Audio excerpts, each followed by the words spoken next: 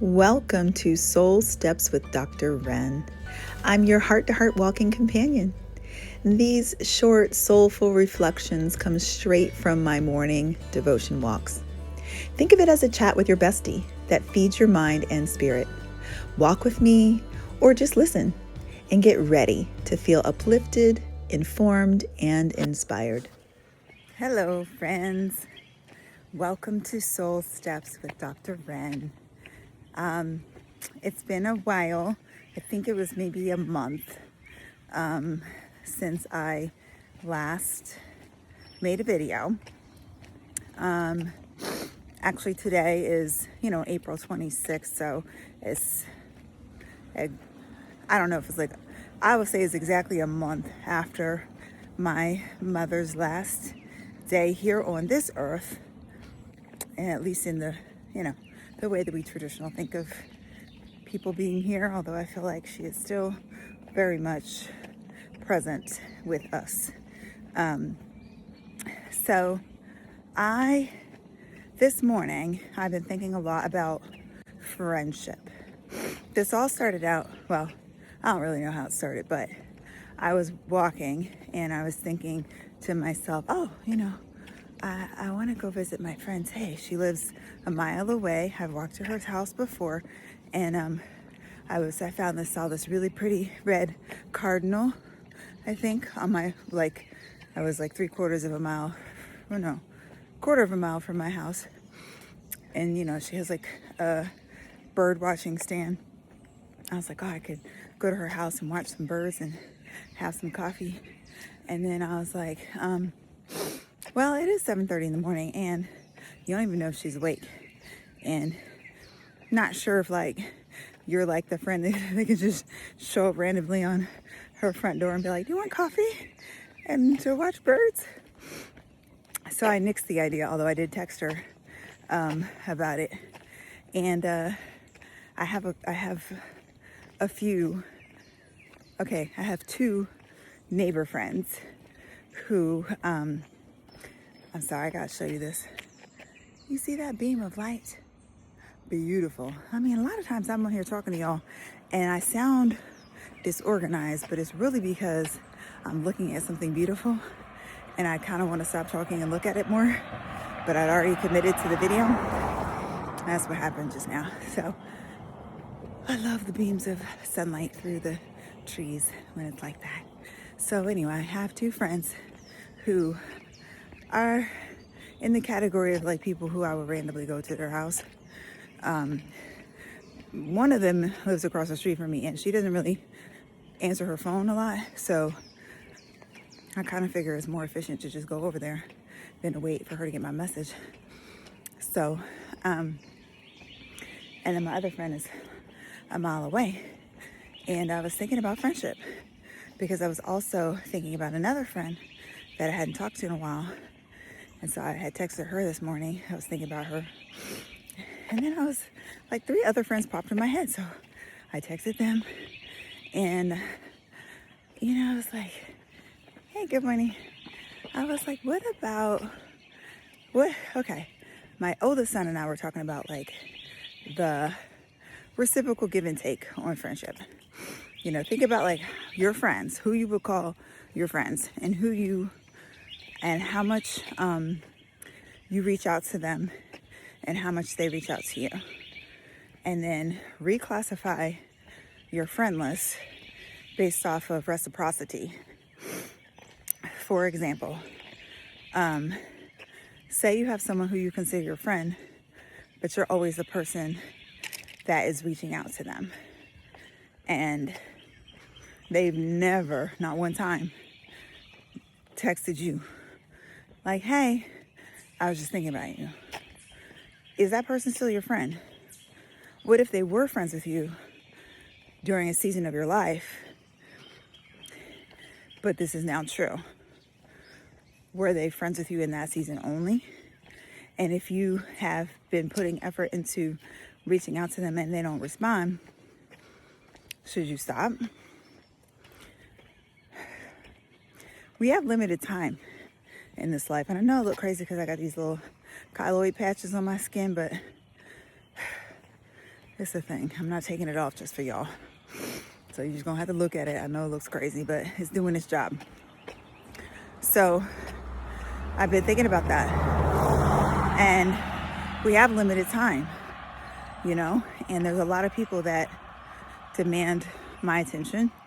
I have myself. I have a spouse. I have 4 children. I have siblings. I have extended family, aunts and uncles, cousins. I have neighbors. I have friends from all different eras of my life. And so if you think about that, we don't have a lot of time. So I don't know. I've been like, there are people who I call friend that I feel like I've put in a lot of efforts to spend time with them, but they're always too busy for me. Now, I could be considered a busy person. People have said that.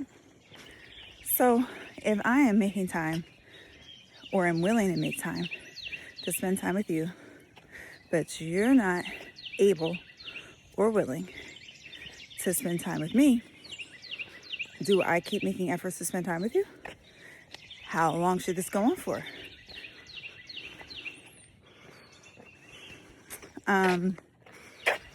There are all kinds of reasons why a person might not place you in a group, to prioritize. You can only have like a handful anyway, so maybe it's just a season of their life that they're prioritizing work or other relationships.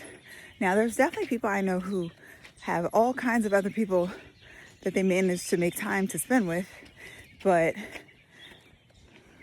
not me. So I've been putting this analytical frame up against my actions.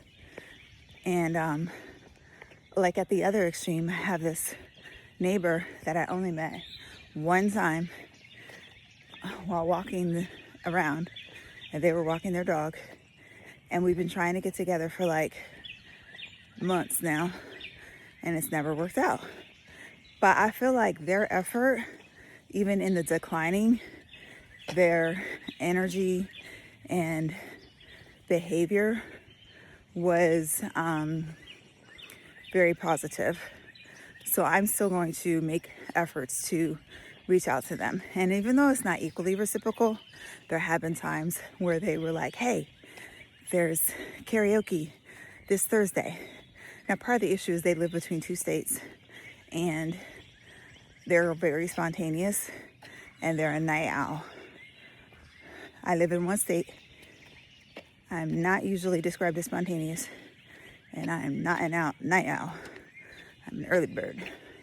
So, we're just not like synchronized, but, still, like, we were supposed to get together today, but I was like realizing like I'm not gonna have any time today unless it's like right now, and they're probably not even awake.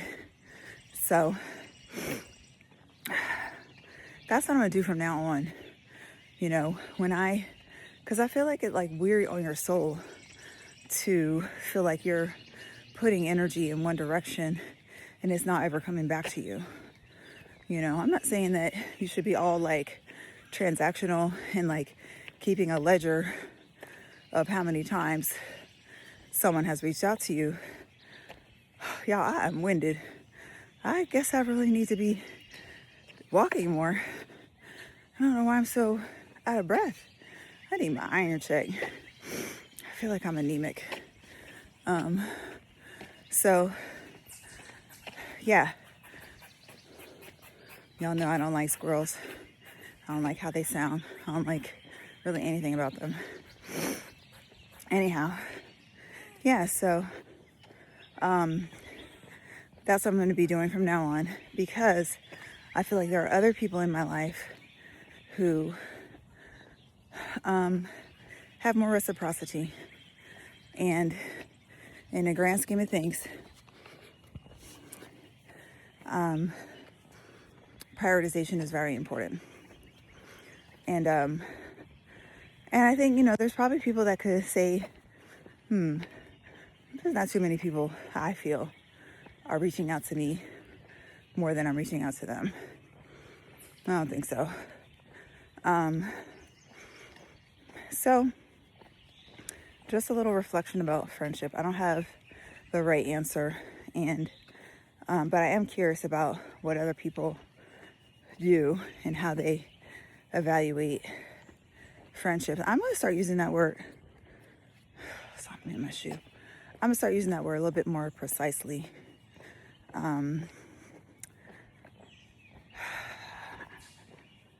I feel like friend is, I've been using it very cavalierly. Like, okay, friend. You can use it sarcastically too. Or maybe I just need a different word from friend. What would be a word? See, we need more words. There probably is one. What is a word that is more than a friend, but not like bestie, and not like implying a romantic relationship? Oh, I used to use this word a lot, or phrase, soul sister, but it's 2 words, it's a lot of syllables. Doesn't quite go as easily as friend, although, I don't know. Maybe I should bring back soul sister, just as an internal designation to say, okay, this is my friend, but this is my soul sister. I don't have a male version of that, but most of my male friends, being married to a man and all, it gets a little weird. But I do have 1, 2, 3. Okay, basically 3 male friends in my life. One of them is very, very far, and I never see him. One of them is also far. We talk intermittently. And then one of them is close, but we have a set of limited activities that we do together. All of my male friendships are very clearly boundaried. Not out of paranoia. It's just that is the appropriate way to relate to these people. For both of our partners' comfort, and I think that might be the only reason.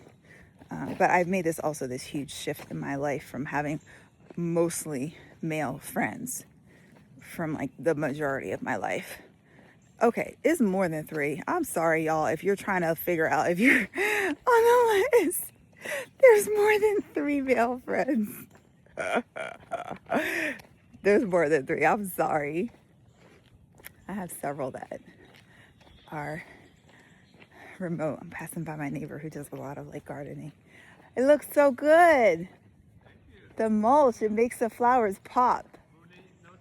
No jumping. You can say hi. Hello. Hi, sweet boy. Being very good. He's being very good today. Such a good day. I'm going to get out in my garden in a little bit too. Well, in the morning, it's a great time to do something. It's so great, right? Have a good day. You too. He lives in a ginormous house. All by himself. And he has this huge dog. And he gets from the Netherlands. Anyway. I have more than 3 male friends. But a lot of them are not in the same state where I live. And they are all very boundary friendships. And yeah, I think the more I spend time with people, this is true for male and female friends too. The more intimate the relationship, let's categorize it that way, the more important it is that they're not just cordoned off in terms of from your family. Your spouse should or your partner should, know who these people are if you're talking about them, spending time with them and such. Doesn't look safe at all. So yeah, that's my main point. I was a little bit loose on the focal point because I didn't have a clear plan when I hopped on. But yeah, and I mean, I'm almost 50 years old, so I've had friends from different eras of my life, from different seasons of my life, friends that I spent a lot of time with. A lot of time with in high school, a lot of time with in college, a lot of time with in medical school, a lot of time with in residency. Like, each of my life phases was so intense in terms of being forced to spend a lot of time with a group of people. And of each of those eras, I feel like the people I spent the most time with in high school, like, they're not really a part of my life now. And I have other high school friends who are more a part of my life. I feel like from childhood friendships, a literal handful of like outside of school childhood friendships that remain. From college, much larger group, but it's like a unique college. So from medical school, handful, maybe two. And from residency, I'm not gonna count up because I'm not good with numbers. I don't want to offend anybody, but handful. Let's just say handful, and so forth. So, as I'm advising my oldest son, who was lamenting about non-reciprocal friendships, it's like I told him, you're lucky to have one good friend in your whole life, like somebody who you can really depend on. I have a lot of friends that I love deeply, but they're not like there for me. I have a lot of friends who I can call on to be there for me, but it's rare. It's rare. So, and of all of my people who I would consider like my inner five, my 5 to 7 club, which changes based off of seasons and needs and alignments, is reciprocal. Reciprocity is a prerequisite. Here's another little sunbeam. You can't see it that well, but it looks great to me. Reciprocity is a prerequisite for inner circle friendship. So if it's not equal give and take, then that's just my criteria. You can have your own, and I'm curious what that is. Oh, this is nice. Oh, nice walkway. I hope when I'm like, first of all, I hope to live long. Mostly if I'm functional. Just gotta be specific about that. So I hope to be healthy well into advanced age, and hope to be like my neighbor out there digging holes. I think he has a very happy life. So you can see it better now. Kind of. That's so pretty, right? So yeah, I would call them soul sisters and brothers. Yeah, I think the sibling moniker, maybe that's it. If I wanted to like make it not multisyllabic, I would say I have friends and I have biological siblings, and then I have my sisters and brothers, which are my reclassified biological friendships that have become more intimate than just friend. I'm sticking with that. Siblinghood, chosen family. Yeah, these are friends that, framily, that is an existing word. Framily. Yep. So that's what I wanted to talk about. And if you've been listening to me kind of rambling today. I hope that you were getting like a walk in. I don't know what it'd be like to sit in your bed and listen to me talk.